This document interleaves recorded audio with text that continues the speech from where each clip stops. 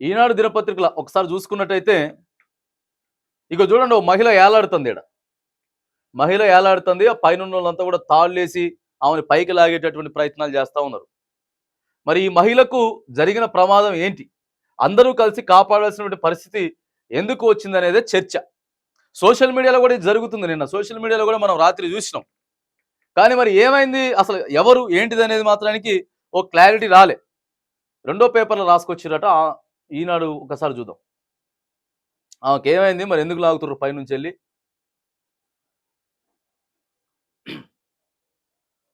ఇదిగో, ప్రాణం మీదకు తెచ్చిన సెల్ఫీ మోజు.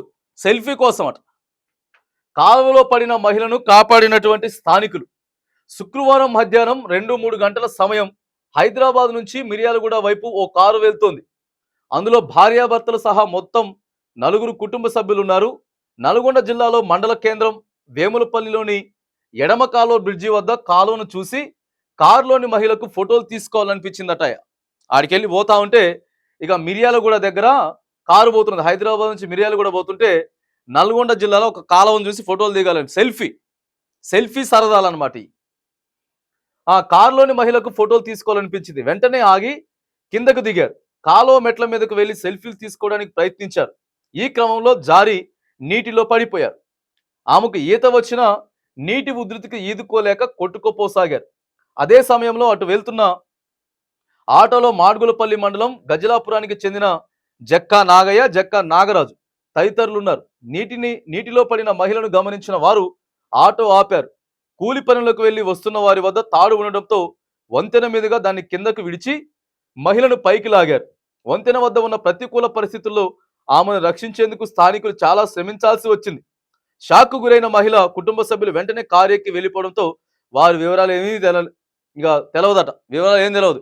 ఎక్కుడితోటే ఇక మరి ఏడా పెద్ద వైరల్ అయిపోతుందని చెప్పేసి వెళ్ళి ఆడికెళ్ళి మొత్తం పారిపోయారు. సెల్ఫీ కోసం సరదా. ఇక ఈ సెల్ఫీలు ఎట్లా అయిపోయింది అంటే, ఈ రీల్స్ వల్ల సెల్ఫీల వల్ల ఆగం ప్రాణాలు పోతా ఉన్నాయి. పెద్ద పెద్ద డ్యామ్లు ఎక్కడం, సెల్ఫీలు తీసుకోవడం, లేకపోతే కార్లతోటి స్టంట్లు చేయడం, బైక్లతోటి స్టంట్లు చేయడం, కత్తులతోటి స్టంట్లు చేయడం, పెద్ద పెద్ద చెరువుల దగ్గరికి పోయి స్టంట్లు చేయడం, ప్రాణాలు పోతా ఉన్నాయి. మరి ఎటు పోతుందో వ్యవస్థ, ముందుకు తీసుకపోతుర్రా వెనక్కి తీసుకపోతుర్రా అర్థం కాదు. ఒక ఘటన చూసైనా సరే, 1-2 ఘటనలు చూసైనా సరే అరే వద్దురా బాబు అని చెప్పి ఆగాలి కదా. అంత నీటిలోకి పోయి ఏం తీసుకోవాల్సి వచ్చిందండి? ఆడికెళ్ళి మొత్తం కూలోళ్ళు, ఇక ఆటో డ్రైవర్లు వాళ్ళంతా కూడా చూసి అరే ఎవరు కొట్టకపోతుర్రా బాబు అని చెప్పి తాళ్ళేసి మొత్తం పైకి లాగుతా ఉన్నారు. ఈనాడు మెయిన్ దినపత్రికలు చూస్తుంటే ఏమైపోయిందో అన్నట్టు అనిపించింది. ఫస్టే రాసుకొచ్చిన మరి ఈనాడైనా అంత ఏముంది దాంట్లో? సెల్ఫీ వివరాలు ఏడ తెలుస్తాయి అని చెప్పి ఇక ఆడికెళ్ళి సక్కని కారు వేసుకొని పోయారు. భారతదేశం ఇట్లా ఒలింపిక్స్ ఎన్ని వచ్చినాయండి? ఒలింపిక్స్లో ఎన్ని పథకాలు వచ్చినాయి? ఒకసారి సెల్ఫీలుగా పెట్టి చూడండి ఎన్ని వస్తాయో. సెల్ఫీలుగా పెట్టి చూస్తే మామూలుగా ఉండవు, ఇవే ఉంటాయి. ఇక సెల్ఫీలు రీల్స్ చేయడం కోసం సరే. ఇప్పుడు ఆమెను మనం తప్పు పడతలేములే, ఆమె ఏదో జారి పడిపోయింది, ఎందుకు అంత అత్యుత్సాహం, ఎందుకు అంత చేయాలని చెప్తున్నాం. అట్లా ఆమె టార్గెట్ చేసి మనం మాట్లాడతలేము. కానీ ఇగో ఈ రకమైనటువంటి పరిస్థితులు చూసుకోవాలా. మనం ఏం చేస్తున్నాం, ఎంత దూరం పోతున్నాం, ఏం చేస్తున్నాం అనేది చూడాల్సిన పరిస్థితి ఉంటుంది.